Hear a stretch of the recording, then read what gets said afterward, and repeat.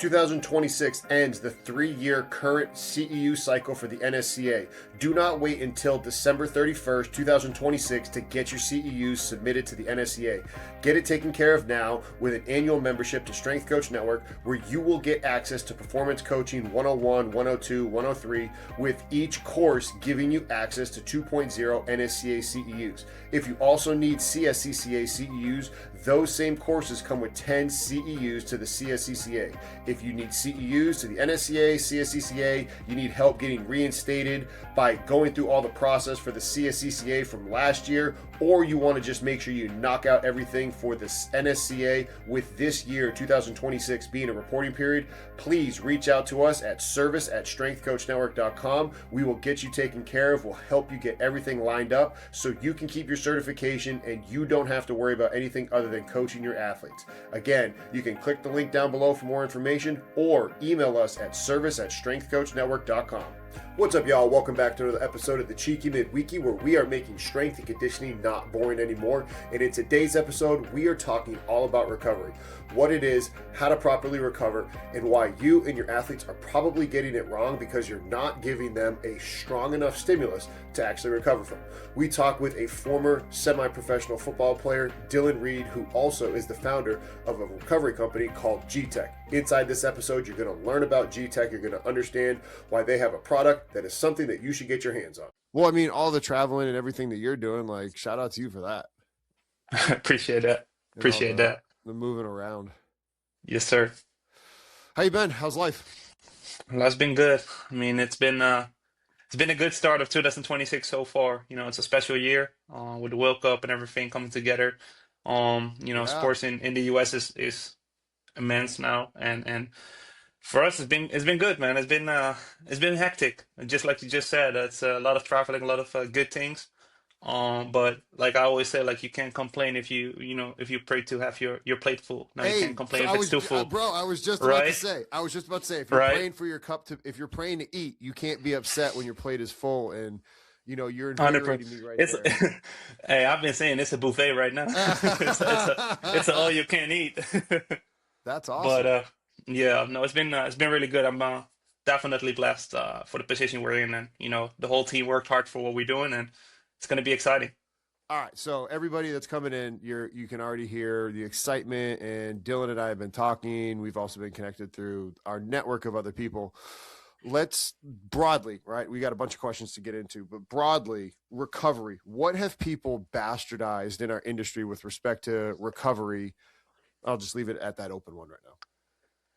I mean, recovery. I mean, what we do with recovery is just like everything mobilizing and everything. What we're doing is focused on making sure that it's accessible anywhere at any time. I feel like that's been lacking and been inconsistent the whole time. And so yeah, I mean, there's a lot. I think it's a trend nowadays, right? Everybody wants to recover. Everybody's doing being an athlete right now. And I've been saying, like, I recently I did not officially retire, but I mean I can't play anymore. Oh, okay. Just too busy. But I've been saying, like, I see people running high rocks right now, marathons and everything. I'll be like, you guys been training more than what I've been doing when I was playing pro. So everybody's an athlete nowadays, and that means recoveries on all these levels. It has to be available. It is, and like you said, high rock, CrossFit, like it's kind of CrossFit was probably the first one that got people off, right? A lot of strength coaches were like, CrossFit sucks, I hate this shit. And it's They like, can't do a good pull up. yeah, the pull-ups suck, the cleans, like everything was just like, it just shows the negative nature of strength coaches. Like, and here's the thing, I had said the same thing about CrossFit, and now I literally work at a gym where we train CrossFit athletes and we train our high school, college, like athletes that play team sports.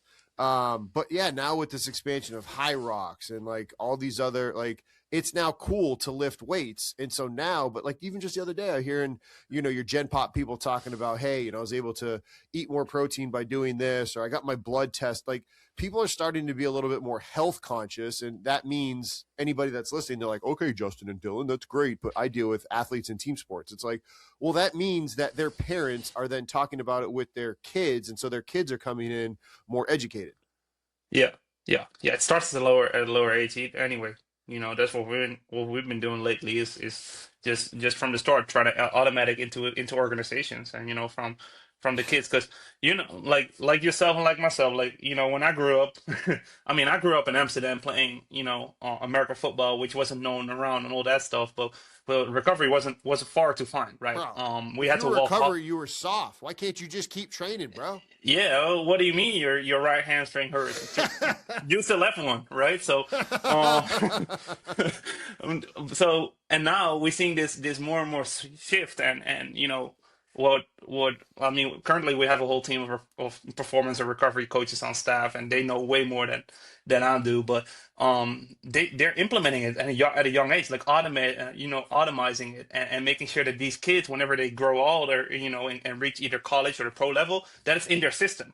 And what I did, like I start stretching. What was it, like 15 or 16 or something, and be like, all right, Yeah, well, might want to try this out. yeah, maybe. But nowadays, you see these kids, they're doing like all this stuff. So, it's good, man. Well, and even in that vein, so for me, like I remember growing up, and like if my hips, I have when I got X-rays, like the way that I have dysplasia, they're not perfectly. I have cam and a pincer lesion, so like I have anatomical issues, right? But that was before even getting considered to get an X-ray.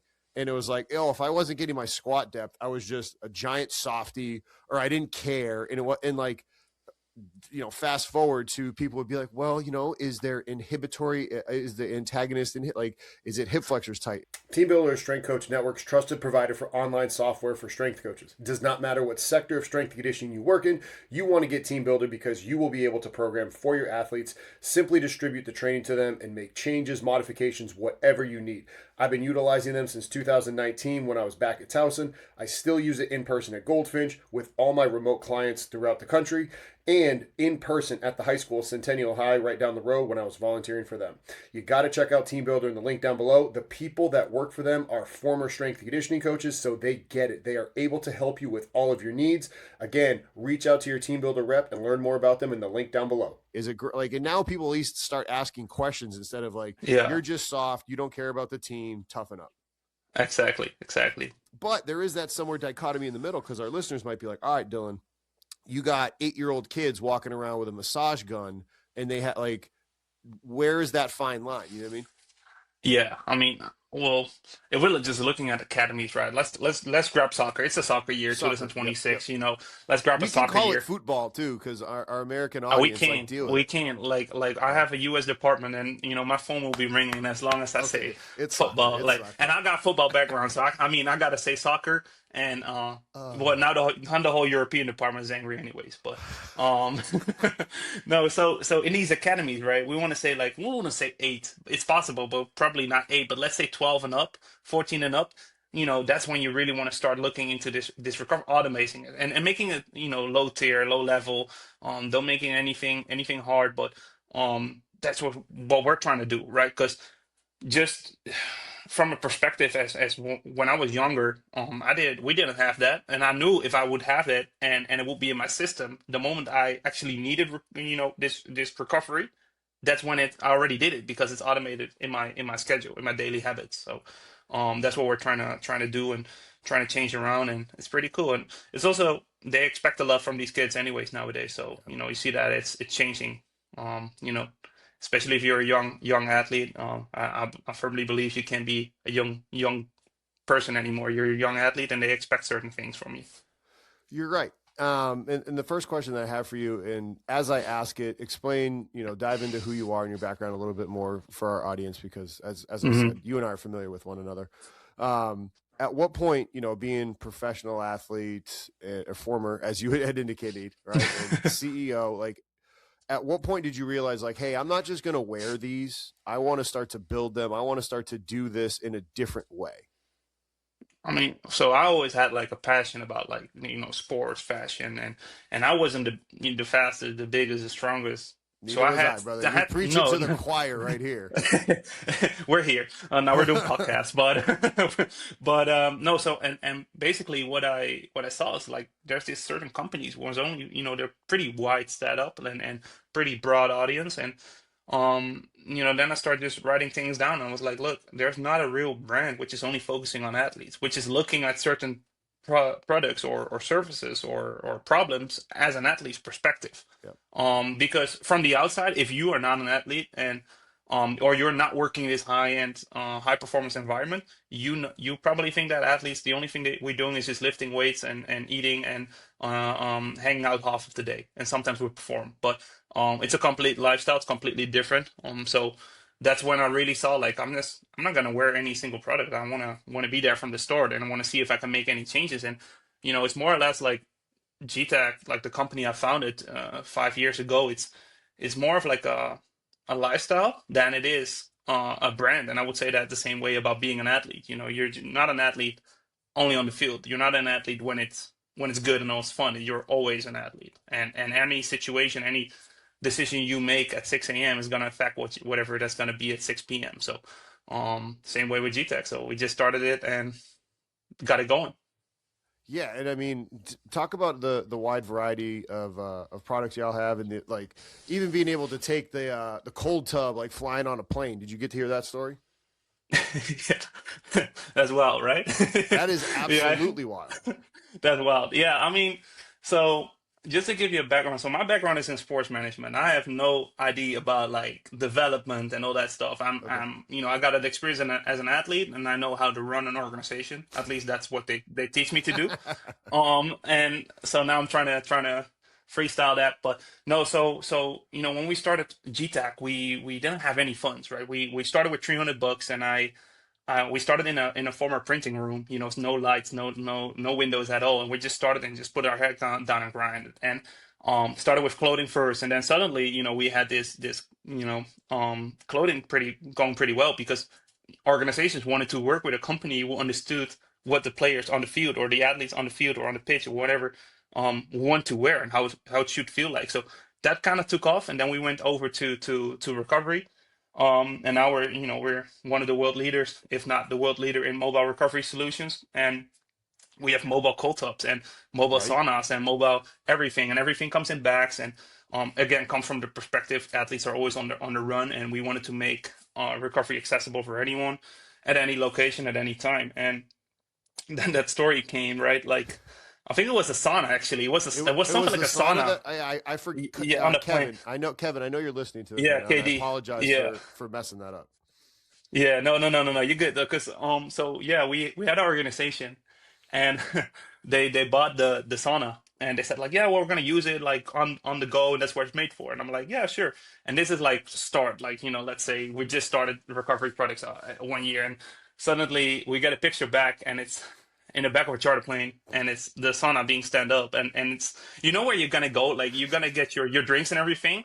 That's just the left side was just the sauna set up, and there was just a guy sitting in there, and I was like, "What are like?" I got this picture, and I'm like, "How am I?" First of all, what is political correct to respond? Because I got I got to be careful on this one.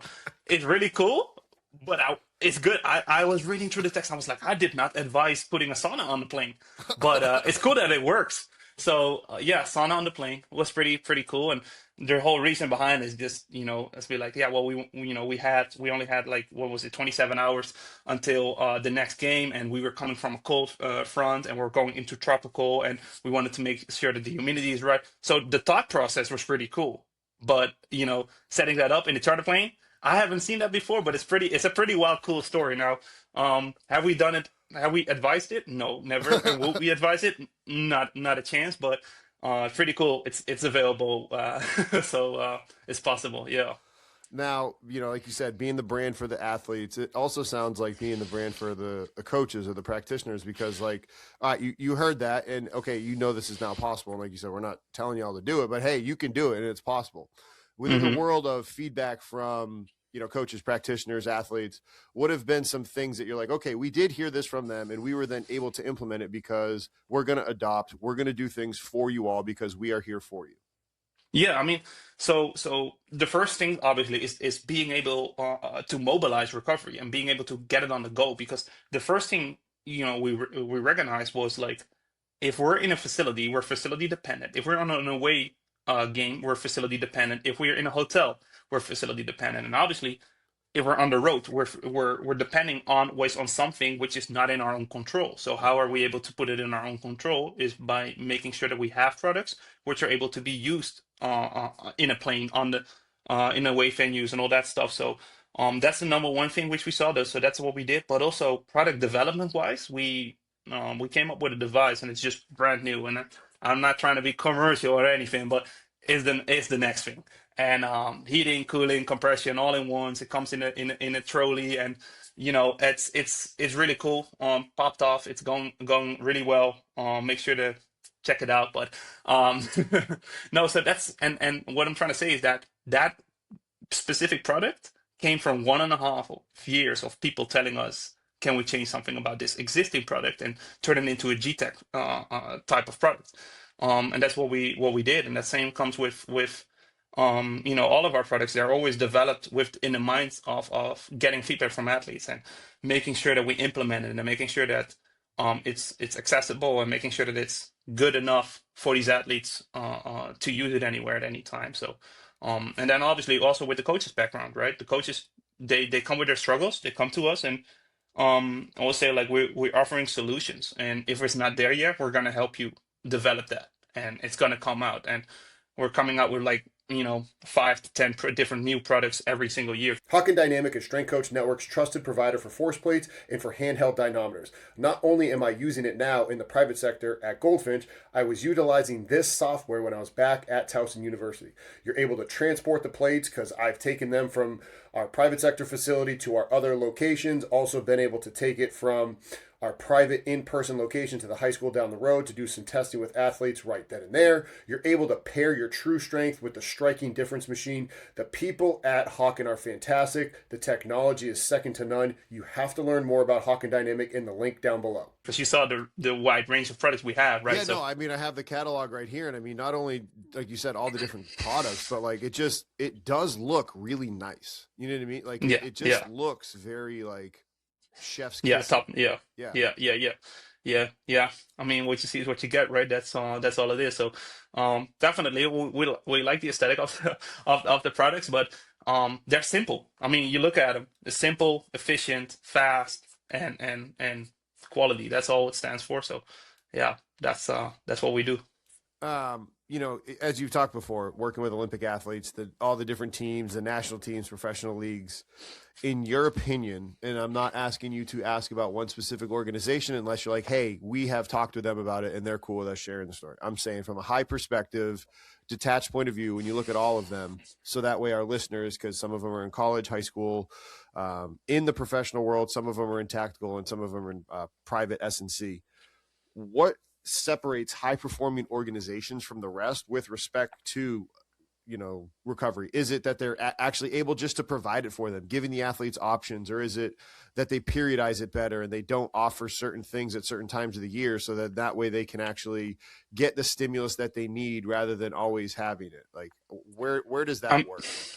I mean, it just at the end of the day, I think it's just consistency. What they offer is consistency and accessibility, and those two things are pillars, right? They actually make a program about recovery. They really spend time in it, and what you see is that we're investing so much on the performance side of things, and we expect so much from our athletes nowadays at any level, right? Like you just said. But then that high end performance organizations which we work with, they really say like, okay, look, we expect so much on the performance side of things, then we have to expect so much on the recovery side of things. So those two things, those two pillars have to be in sync. They have to be consistent in order to make to have effect on that one. So I think that's the main reason, because everybody can provide recovery. It's just, can you do it consistently on a consistent base, and can you implement it into your training organization or schedules or anything like that? For our coaches listening, have y'all been dealing more with like the ATCs, PTs, the physios for the European audience, or more S&C coaches? And how has that balance and power dynamic, for lack of a better term, been working out? You asked me, right? Yeah, like for you, like have you seen more of the people like, okay, and what I was getting to is, being the official supplier of mobile recovery for United Soccer League, and things of that nature. Was it, hey, a conversation with an athletic trainer that was able to get the ear of people? Was it strength coaches?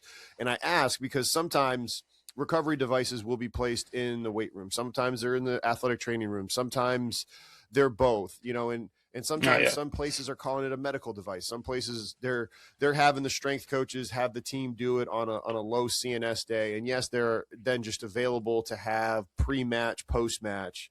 I'm just talking about, again, logistics and function and flow, because that is sometimes the reality for our strength coaches, especially, Yeah. I'm talking to the strength coaches that they're the one strength coach for 19 teams, or maybe it's two for 19 teams. How do they function and flow with all of that? Yeah, it's we depending on the organization. It's either we talk to the head of medical, head of performance, head of Okay. physio, Yep. strength coach. It can go all types of way, and then it's on us as a supplier that we assist, right? It's yes, it's a medical device. Yes, it's a performance device. Yes, it's gonna help the strength coach. So each of them has to be in sync in order to make this whole progress work, and that's all about recovery. Because the same thing when you're a performance coach at a high environment, and your task is making sure that these guys perform, but you are also relying on the head of medical to get them right in time, to get the availability up, to get the readiness up. You're relying on the head of physio to make sure that that takes care of. So everybody has to be in sync. So it's a team sport, right? So what we always do is when we talk to a certain person, and it's like I said, it can be anyone. Now, maybe the head of medical reaches out to us for a specific device, and then head of strength goes like, okay, well, I saw the catalog, I like this device, and they put it all together, and that way, we put them all in a meeting and we discuss the overall view and be like, okay, what do we really need? How are we really going to change this organization and make recovery organization wide better? So like you said, like sometimes there's a coach who has nine teams underneath them, then he has to go to the technical director or something to get a budget going, and there's a bunch of stuff, and there's a lot of different budgets for everything, and what we're just trying to do is make sure that we're all in sync on all levels, in and have everybody on board and have the meeting with everybody, so we're not leaving anyone out. When we're really going, so for example, last week we were a top-notch organization, Champions League team, and basically did a demo on one of our products, and um, the whole medical staff was there. But it's not only the medical staff of the first team; it's also the medical staff of the under 23. It's also the medical staff of the female side of things. It's also the technical director who's going to be there. So, and that's what we all suggested. Like, y'all got to talk to each other and Yes. work with each other in order to make this all work. So, yeah. For the listeners out there that are hearing that and they're like, okay, you're building trust and you're building rapport. Right now, this is a time of transition for a lot of strength coaches. Sometimes they're working with brand new teams at the same university or organization. Sometimes they're working with a brand new group of athletes at a brand new place. And what you were just talking about right there was building trust, building rapport early on. What has been Mhm. some of the instant keys for building trust and rapport with these people? And you have success doing it. I want to Yeah. know what success that you have found and how you've been able to do it, so that way our listeners can learn from you and steal that little nugget of leadership, growth, generating buy-in early on, because our coaches are having to do that, and they're having to do it really, really fast.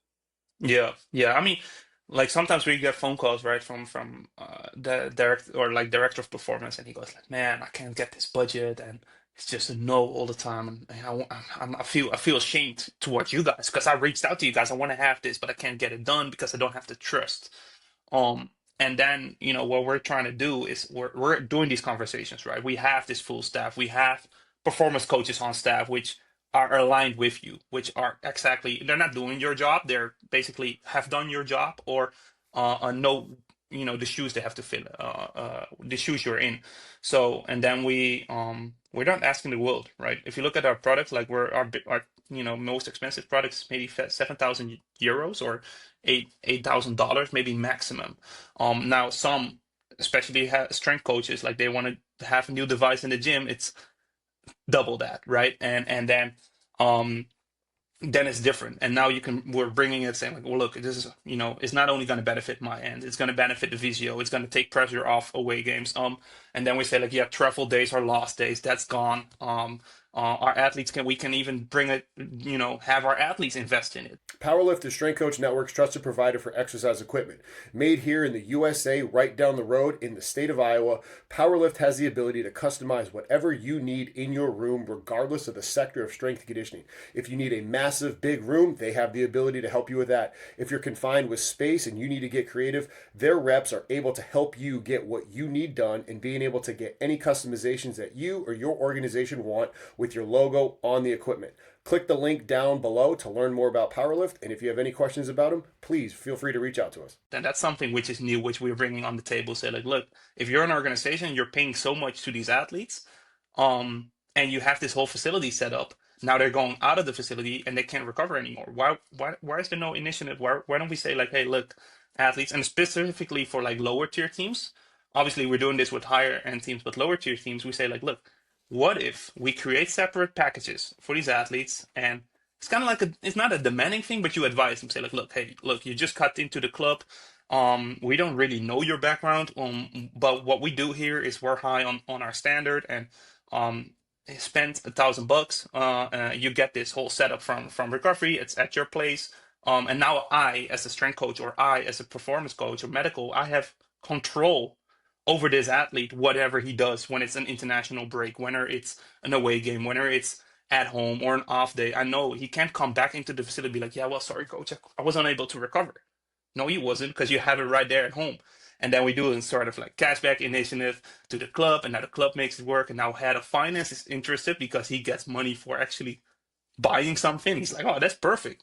So, and then at the end of the day, it's just a no nonsense, right? We don't come in and we're not promising the world, and we can't help your recovery go higher if you don't have your protein right, if you don't sleep enough, if you don't stretch, like if you don't do all these things right. Everything has to be in sync, and that's always, just being honest and being athletes. I think that's the main thing. When we enter a facility, we're not here to take a picture with your player. We don't care, and because we've been in this shit. As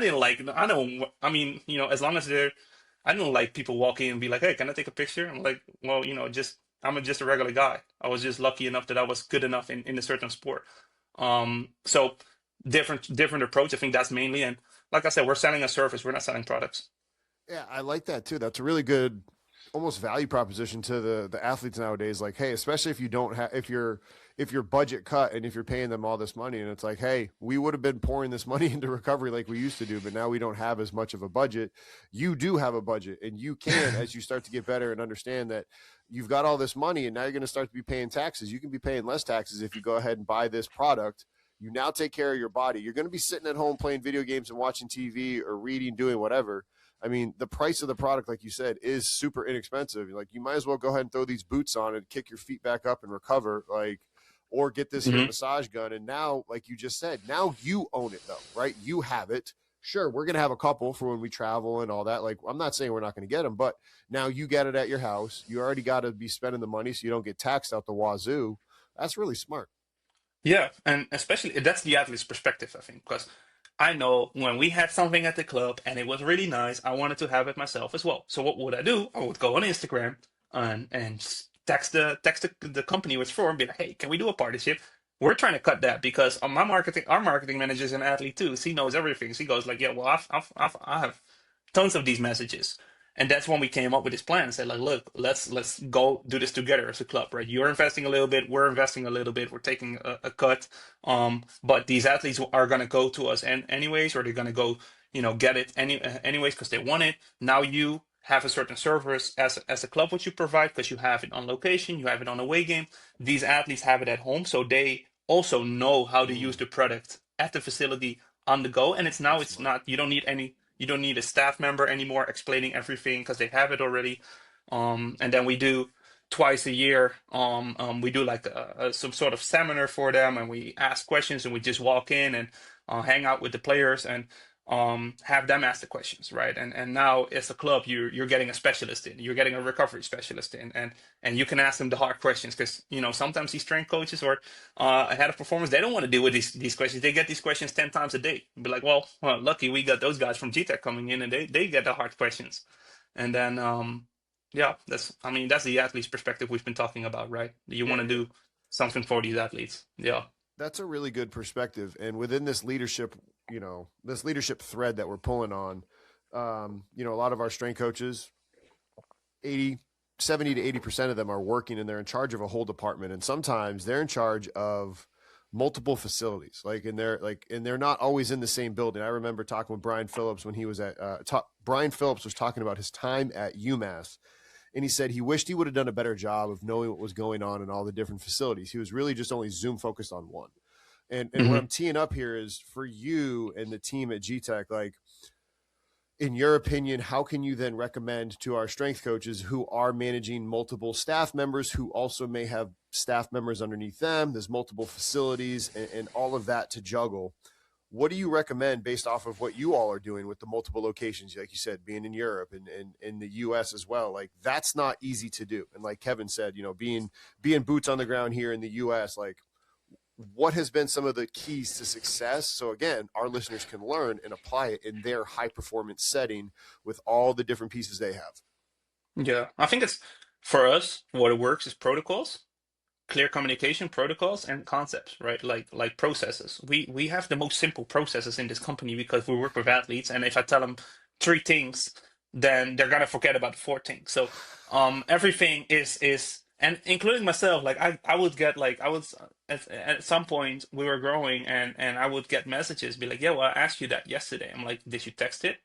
No, I said it on the phone. I'm like, yeah, but you said 20 different things on the phone. I don't know, right? There's so we work the program out where it's just each department has their own processes and it's managed from the top. And I as the CEO, I'm a young CEO, right? And I want to be involved, and I'm some sort of I want to say control freak because I'm now KD and these guys they're over here, they're doing a great job, but it's I want to know what's going on, and the only way I can know what's going on without losing myself on controlling everything is to make sure that the processes worldwide are the same, and that everybody works the same protocols, and that everybody communicate with each other. So I think those are the key points, and how can you translate that basically towards an organization, multiple locations, is that the protocol in recovery is everywhere the same, and that you can implement that everywhere the same. And we also work with franchises, right? Franchise locations. That means that some franchises are just starting. That starting. This is your starting budget. This is your starting purchase you got to do. This is your starting protocols on recovery. You reach 50 members. This is what you're gonna do. Vitruve is the trusted VBT source for Strength Coach Network, and I have been utilizing this for years at Goldfinch, and I'm going to continue to utilize it because the great price for the encoder, as well as the accuracy with the data. Whether I'm measuring average, peak, or any other metric, if I want to include range of motion, fatigue loss during the set, intra-set, whatever it is, I can trust Vitruve. And they are continuing to push the needle and continuing to educate coaches on best practices within the VBT world. Not only do they live in that VBT world, but now they've come out with their new hub. And if you want to learn more about the hub and how it can help you with all of your athletes that you are working with, as we are starting to do this at Goldfinch for our middle school all the way up to college athletes, check them out in the link down below. You reach 200 members, this is what you're going to do. But also, if you're looking at colleges, sports related, we have protocols. And that way, as a manager, on which you are at that case, you've written out the protocols. It comes from you. You know what you got to do, and it's on lower down to work out that protocols. And if the protocols are not working out because it's a certain chain, you would see that because if one thing breaks on a chain, everything breaks. So that's what you're trying to do, is make sure that you have this steps written out and everybody can relate to it. And don't make them too complicated, because that's another thing. I want to stay in this leadership world, and you talk about being a young CEO. There's a lot of young strength coaches that want to start businesses and do things of that nature, right? Like the entrepreneurial mind, the entrepreneurial spirit, and it sounds real and good.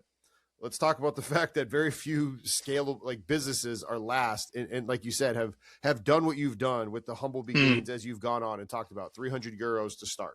So our strength coaches that are listening, that have this ambition and hear it and yeah, Dylan, I'm going to do the same exact thing. What would you say has been the thing or things or habits from being a pro athlete that has then transferred into success of G-TEC?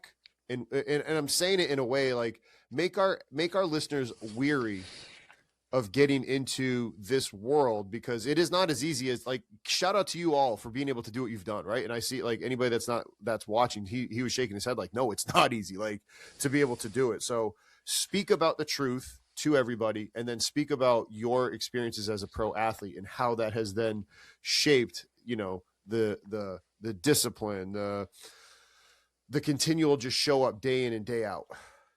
Yeah, I mean, for to reflect that on myself, I feel like the best thing I did is just that I treat the company the way I treat when I was on the field, and that means I want to be better every single day than the day I was before, right? Every day I want to be better. I want to be a better version of myself. I want to grow, and I have to be better because my competitors are going to try to be better every single day, and with that drive and commitment, and if you're an athlete, you have a certain goal, and that's what you're working for. And in my case, that was becoming a professional athlete, and I had to let everything go to reach that goal. That's the same way we're running a business. It's equal to each other.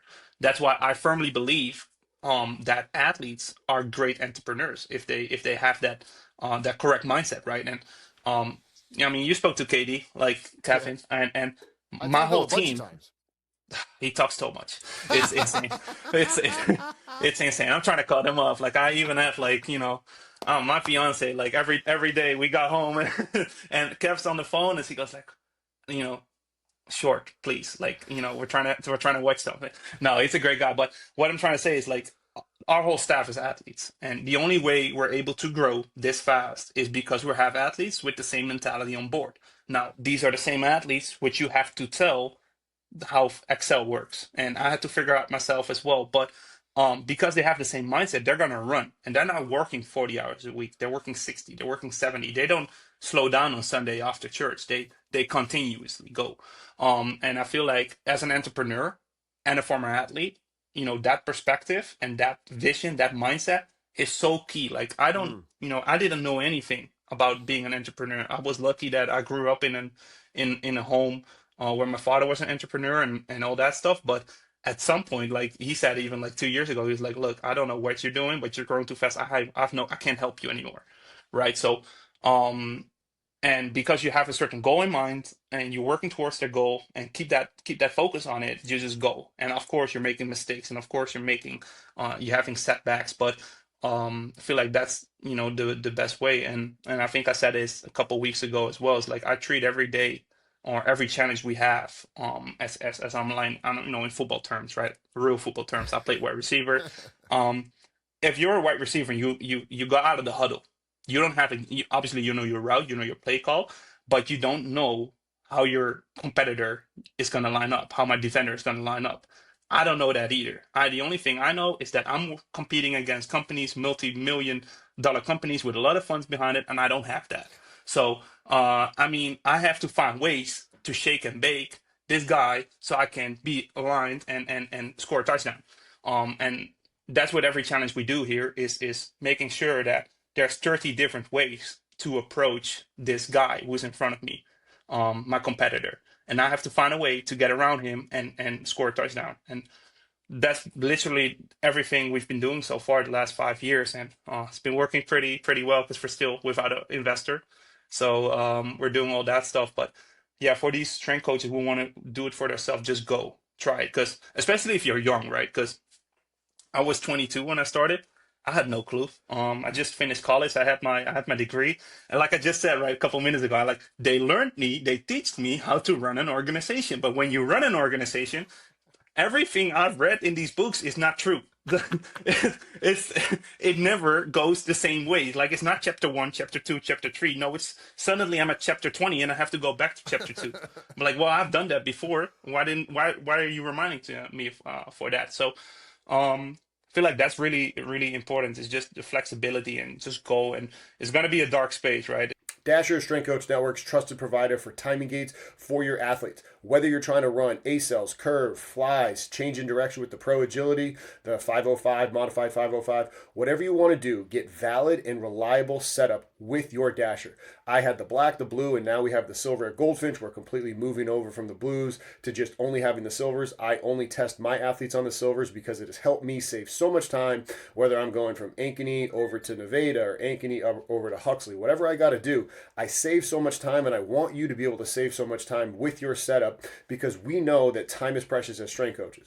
Now, not only are you going to be able to save time, but you're going to be able to save money with this great product, and you have a valid and reliable product that has run through countless different articles as you continue to see online being published with the accuracy of this information. So, if you want to learn more about Dasher, click the link down below to be able to go to their website and learn more about them. It's going to be tough because you're going to be with yourself and you're not going to earn a lot, and you know you're doing it for a certain perspective and something you want to do. But especially if you're young, take the risk, do it. Like go, like put everything in it what you got. Because if you fail, you know you still have a whole life in front of you, so you can just go back being a strength coach at an organization again because you've done that before. That worked.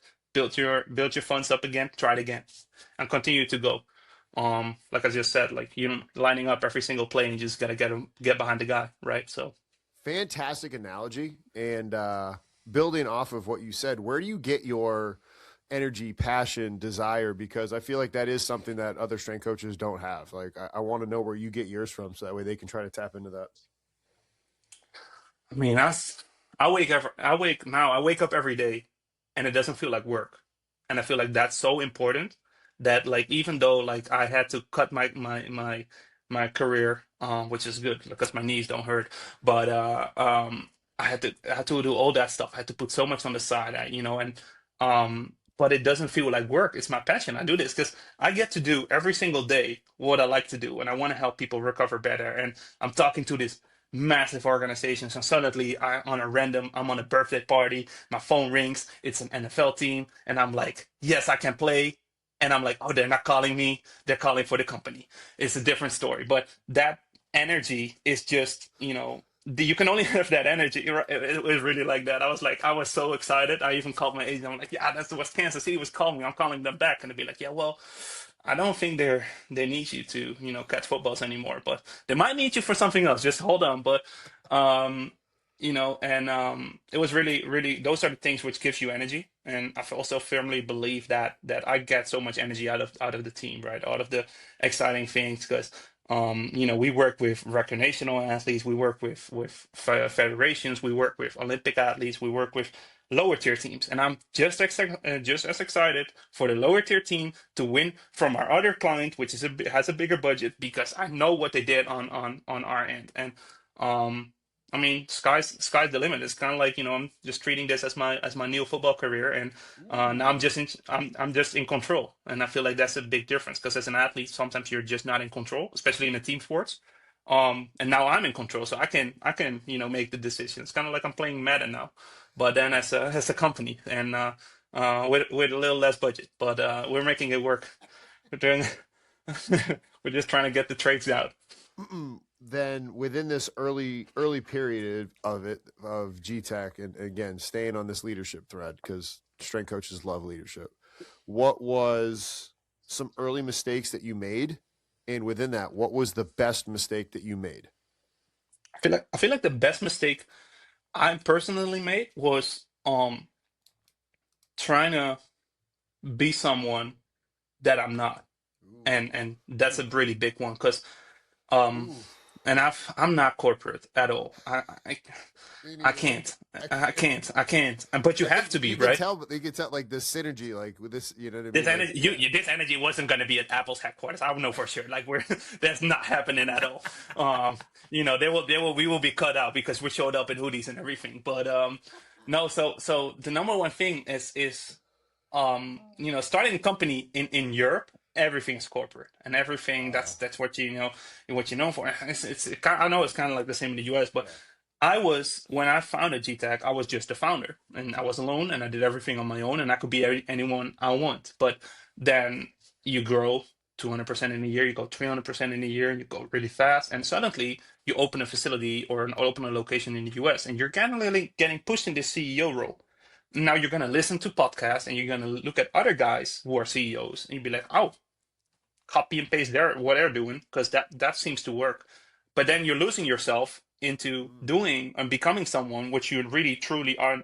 You're just not, right? And I'm a down to earth type of guy, and I'm real direct. It's a yes or a no, and that's what it is. But I'm not corporate, and I thought at some point the biggest mistake I made was just being a CEO of a big company, and treating like I was that guy, but obviously I was never that guy, right? I'm even in team sports, I'm just your teammate, and in running this company, I'm just your teammate, and now um I'm still the earliest one in the office and the latest one checking out, and I don't have any holidays, and I'm still picking up my phone on Sunday because that's truly who I am.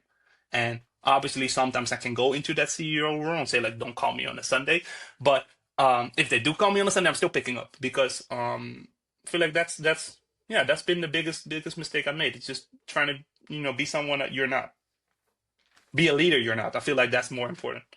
I think that that's also on the heart of all of our strength coaches, because if they go from head strength coach to director of player development, director of player health, or if they go from head strength coach to the assistant AD, like that title can change people. The title's everything, right? And I like, obviously it doesn't work in sports, and we all know that. Like, as I read an article about an organization, and they're not really in sport, but they said like we're cutting our titles. I'm like, and then I know a friend of mine said like, oh, why don't you guys do that at G-TEC? I mean, like, we have titles because people ask titles, but we don't treat them as titles. That's different, right? Like, we're just the same people, and everybody's doing their same job, and everybody's doing their best, and everybody's listening to each other.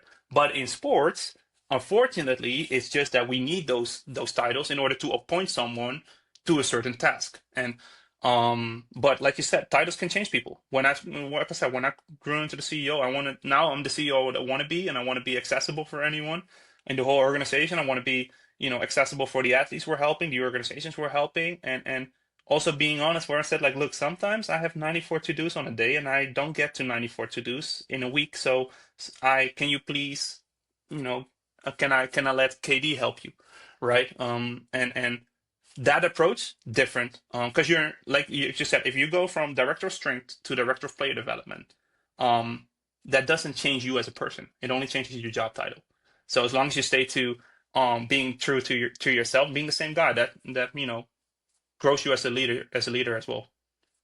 Yeah, and that's the, like you said, just because you get to different, like you're the person that you were that before you technically got, like, where was that fine line, right? Like, okay, on Monday you're now this, but Friday you weren't. So like, why, like, that switch doesn't need to flip. Like, you still have to do those little things and those interactions that helped you become the person that you were to get that promotion anyway.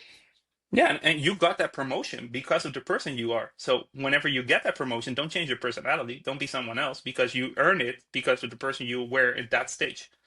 So stay that way.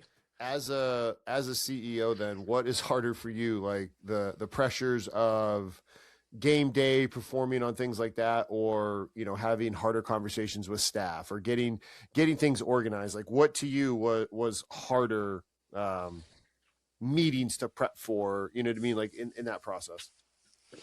I mean, for me, it's just the harder is to get everybody in sync, right? Yeah. That's just what I have to worry about, is making sure that everything is in sync and that everybody has this face the right direction, and we're all going the right direction. And those conversations are harder, and especially because I was a receiver, right? They were telling me what to do. And True. it was pretty cool. All right. Hey, And I didn't. go run this post. Right. Run this post and do that. And then, the quarterback, he's telling what to do. But I wasn't a quarterback, so I had no clue. I know I'm a leader, but I wasn't that type of leader, right? I'm not telling you like, hey, do this, do that. But at a certain point, you're getting into that. And sometimes you have to be that, right? And I'm always trying to be, thoughtful and be like, hey, look, let's sit together. What are our struggles? And but those conversations are harder sometimes than being back as an athlete and just getting yelled at by a coach, because I've tried that approach, but sometimes in corporate that doesn't work. So you have to be able to manage people, and I feel like that's still something we all learning for. So those things are definitely harder. What about anybody that's listening right now? Like, all right, Dylan, you're super young. Have you ever had to deal with people being like, well, why should I trust you? You're so young. And that's being posed through the vein of some of my closest friends, being a director of an entire department at 24. James Frazier, one of my mentors, who's the head strength coach. I think he's got a title new added to him, but he's been at Harvard forever. And he got there at either 22, 23, 24. Player Data is Strength Coach Network's trusted provider for GPS technology, and it's simple. The price you cannot beat, and the validity and accuracy of their technology is second to none. The price is outstanding. Go ahead and reach out to them to learn more about the pricing specific to you and however many units you're going to get. And then the validity. Player Data has been tested and run through FIFA's validation process for FIFA to then be utilizing Player Data technology. FIFA, we all know that name. They would not be utilizing a product that cannot live up to the competition and cannot be able to provide real, live, and accurate data. Player Data is able to do this. Not only do they have great software and hardware, but I know that the customer service is fantastic because I have worked with these individuals before. Click the link down below to learn more about Player Data. Right, like these younger Mm-hmm. ages. And so we're starting to see young strength coaches running things at younger ages. And sometimes they're in meetings and, like you said, taking calls with people that might be older than them. And then in the back of their mind, subconsciously thinking like, why am I going to listen to you? So I say all of that to be like, what have you ever A, had to experience that? B, how do you handle it? Well, If not, well, then yeah. I handle that every day because every like 90% of our staff is older than I am, right? But I don't.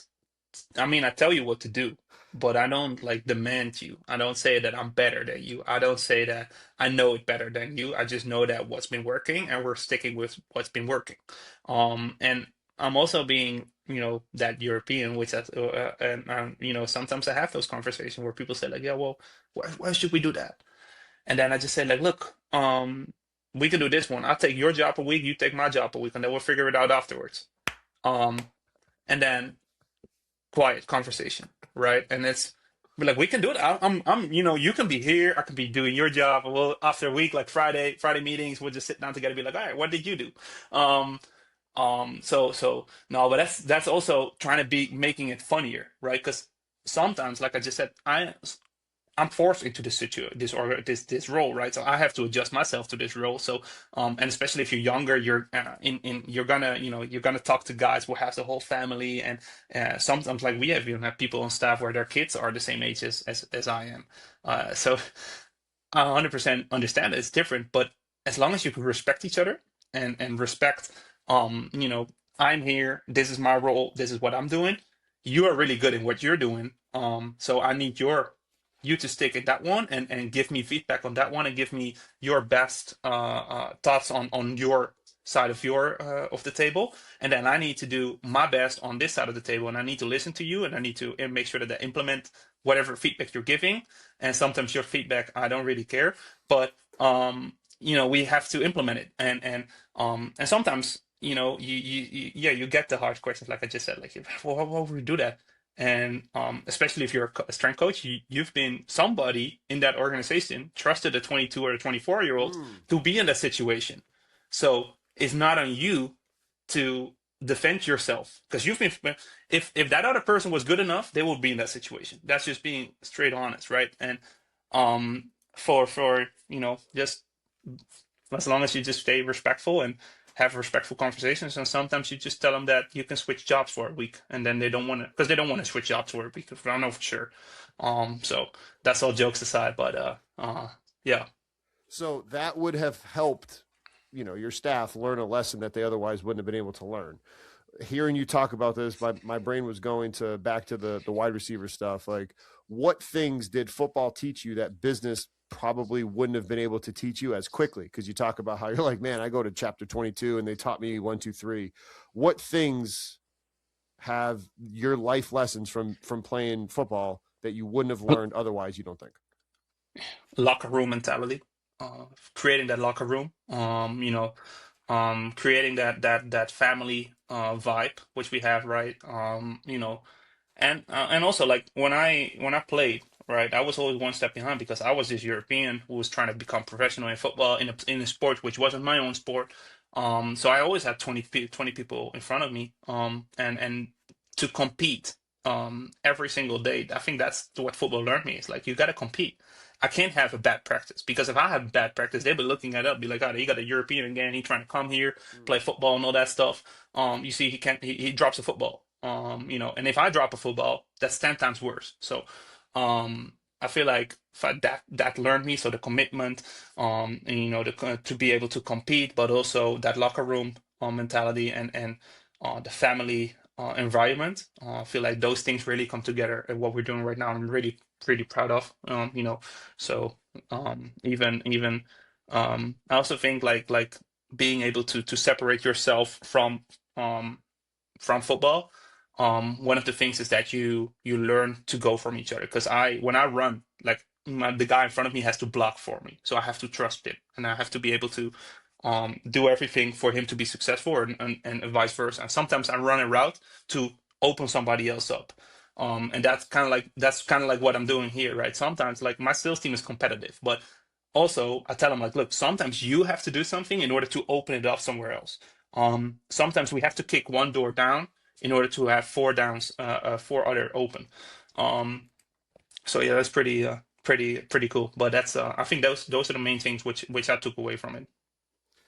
Your point there about being a European playing in football, like you just spoke to the females strength and conditioning coaches in this audience, because I remember working at Towson and we hired a female head ATC that, yeah, she was with the Steelers and won a Super Bowl.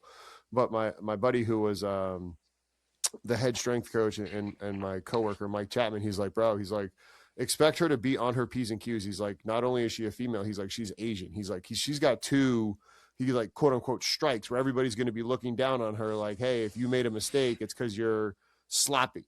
Right. And so Hmm. like there is some power It's to, it's Yeah, it frustrates me, right? That's the number one thing when I got to the US, and this is nothing, the US is a great oh, country, but 100%. uh, but the number one thing which frustrates me is that we look at certain people with certain, through certain goggles or certain glasses, and treat them that way. And whenever you go this for the European artists, they could say that like we are so mixed up, we don't even look at each other, right? We just expect everybody to be the same, and that's how we got raised. And obviously, it's different with different cultures and everything. But yeah, that's a big thing, right? If females are never females in sports in Europe are integrated that way, way more, and it's the same way here. I think what was it like? I was on a conference or something, and um it was really tough because the guy, like, he asked me a question and he said like, yeah, so what is your entity in the company? And I had to think about it because I never looked at it. I'm like, what? What? And then I had to tell him, and he's like, oh well, it's so cool that you're so mixed. I'm like, yeah, well, on we don't hire people on that. Like that's not what we do. Yeah. You look at certain people through like their how good they are, how they are as a person, and how qualified they are for their jobs. And I love that approach. That's what we're doing. And but yeah, there are certain areas still, or certain things in sports life where that's unfortunately it's still that way. So Yeah, yeah. and I say all that too as being, my father was an immigrant from Portugal, the Yeah. Azores outside, and so like having that kind of like always, I'll never forget Ray Braithwaite, who's now the head strength coach at Iowa. When I worked there, he was the assistant, and he's like, his piece of advice to interns was always to never lose that sense of urgency or that feeling you feel on day one. And there's actually a book about it's called Day One. I don't know the name of the author, so anybody looking it up. Um, and the whole notion is like those butterflies, those things that you, Dylan, felt, that I felt as a strength coach and now running Strength Coach Network, or you as like those feelings you have on your first day, never lose them. So that way you always retain that sense of urgency. So you never kind of feel entitled to do, like you said, oh, well, I'm not answering my phone today. Or you know what, Hmm. somebody else can do this. Tell Dylan to go kick rocks because he doesn't understand what I do. Hmm. Yeah. And Yeah. like, there's power in that, in my opinion. Yeah. Yeah. No, 100%. Kicking it back to 100%. recovery to wrap this show up. Where do you see athlete recovery heading in the next 5 to 10 years? And within that, where is it overhyped or underhyped? I mean, where it can go anywhere, right? The products which we're seeing on the market right now, sometimes they have been there for some time, but they just haven't been touched yet. And I feel like where recovery is going is it's got to go at that level where performance is at right now, where strength coaching, where strength is at right now. We have all these seminars and all these conferences and everything about recovery or about performance. We have to do that about recovery as well. You see sportsmates, I shout out to them, doing that right now, combining that, but I feel like where it's going to head is it's more going to be more integrated. It's going to be next to each other instead of against each other. And I feel like that's where it's going to go, especially because we're getting more athletes, right? Everybody runs a marathon Mm, nowadays. Everybody doing yeah, high rocks, yeah. and um and also I feel like it's going to be more of a corporate thing to do because corporate wellness is Corporate picking up wellness like is getting it's big. The crazy. Yeah, military with the tactical and the military. fire and police. Yeah. So those I feel like it's just spreading a little bit more, and it's not only in that high end for performance society, where recovery and performance and strength coaching is really on top notch level. It's going to be anywhere. It could be your local gym around the corner, which is suddenly has a recovery room, and helps you on that end. So maybe integrated into reform Pilates as well. So yeah, we see a lot of trends going on, and we're happy to be there. I mean, where it's overhyped, I mean, it's sometimes I look at people and be like, oh, you don't have to run a marathon, brother. Like I don't either, and you don't have to do all these things and post it on social media and do this whole vlog about what you're doing and all that stuff. So like but that's my personal thing, right? But I feel like overhyped. Recovery can never be overhyped because it's so needed. And it's so underhyped right now. It's underestimated and it's underdeveloped currently in all these organizations and in your personal life. So product wise, it's never overhyped, but I feel like we should maybe integrate it a little bit more into our situation. Like, I would love to just see dedicated recovery videos rather than the guy who's doing a day in the life about lifting weights all the time. So, so that could be a really cool thing. Within that, then, how would you redesign how young athletes, in Europe, in the academy setting, or here in high school, middle school, college, how would you redesign how they learn about recovery? What would you change starting on day one if you could kind of redesign the course of the mindset? Integrated from the start. Just integrated. Just how we're training. Like we have all these trainings for these young kids. Like why wouldn't we integrate it? Why don't we um give them access to it, right? Like let's say if I look at our compression boots, right? Our compression boots, they're also in small sizes. It's looking really good. But you put these kids in there, you don't have to put it hard, just put it at 10. Mm, And have them experience it and they like it. They want to be involved. They want to be like, especially let's look at this at the soccer organization and well any kid who starts playing sports in general, they always look up to a professional athlete, so they want to be like that professional athlete. So as a coach, what is better than giving them the tools which the pros have but then on a lower tier, and start integrating that into their system on a day-to-day schedule. And obviously, you have to do that right and a good thing, but I don't feel there's a bad thing by just having the kids, have this, like I said, have these boots, and you don't even have to fill them up. Just put the kids in the boots. So like, hey, that's cool, right? Be like, yeah, it's amazing. Like it's not working, but it doesn't matter. It's just we're trying to integrate it from the start, and then whenever they reach this certain age, they understand how to take care of their body and recover better, and it's automatic in their system. And I firmly believe we're starting to do that right now with a couple clubs we're working with. I would really want to see where they are at, like those athletes, where they're at in 10 years. yeah. That's going to be fascinating. Yeah. All right, rapid fire here. What's one recovery tool you won't travel without? Our boots, The boots. our compression boots. That's a must have. Like that was quick. Yeah. Biggest myth athletes believe about recovery. Oh, damn. Um, that is not needed. That's not needed to be structured. I can do it. I can do it whenever I have time for it. If I Versus don't like, have time for yeah, it, yeah, they if I don't don't they have don't time do for that it, with the gym. They don't do that with practice. no. It's like okay, well, you practice every day, so that you're not gonna recover every day. So That's, I think, the biggest myth. Be like, all right, well, I'll do it when I do it. What advice would you give to a 22-year-old pro athlete with a business idea? Go for it. Go for it. Don't look back. We'll figure it out when we get there. Sometimes you got to jump off and build the plane as you're falling down, right? Right? Just don't look back. Just go. Just go. Like I just said, like you have, if you fail, you have a whole life ahead of you, right? But if you don't do it, well, what if you're now 35, or let's say, what if you're 60, right? You're sitting there, you got, and be like, what if I did start do that business idea when I had at 22? And that what if question, Oof. that's the number one question you don't want to have. So, what if I did that? What if I didn't do that? What if I mean, do it. Amen.